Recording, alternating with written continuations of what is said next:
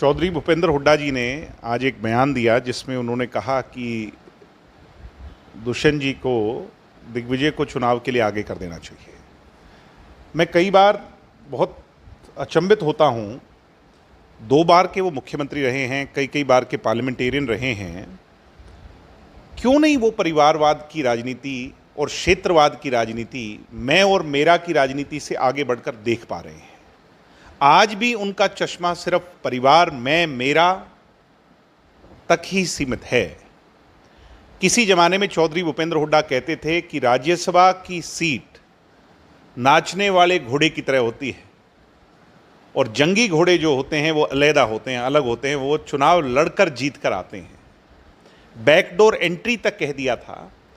कुमारी शैलजा जी की जब सीट खाली हुई और कुमारी शैलजा जी को दोबारा चुना जाना था, एक दलित की बेटी को, तो चौधरी भूपेंद्र सिंह हुड्डा जी ने, क्योंकि उनका बेटा चुनाव हार गया था, तो मैं और मेरा की लड़ाई लड़ते हुए उस समय पर दीपेंद्र हुड्डा को उनकी जगह एमएलएस का डर दिखा करके कांग्रेस के सामने जिता लाए। वो बीजेपी से भी हाथ मिला लिया।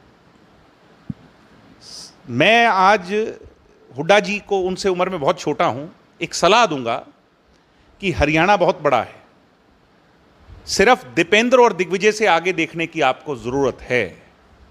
आपने मुझे इस लायक समझा, उसके लिए मैं आपका आभारी हूं। मगर आदरणीय हुड्डा जी, जंगी घोड़े अलग होते हैं और बैकडोर की एंट्री दिग्विजय की आदत नहीं है। मैं जनता का आशीर्वाद स्वरूप जब भी अवसर मुझे मिलेगा, परमात्मा के आशीर्वाद से वो लड़ाई लड़ूंगा और जीतूंगा। पहले भी आपके सामने लड़ी है और बड़ी मजबूती से लड़ी है। मगर आज ना मेंबर हमारे पास पूरे हैं, ना आपके पास पूरे हैं।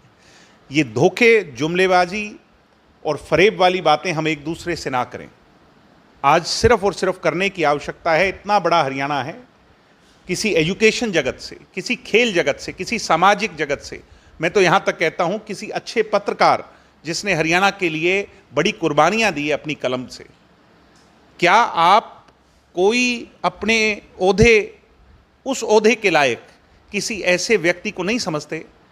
क्या उसका नाम आगे नहीं कर सकते?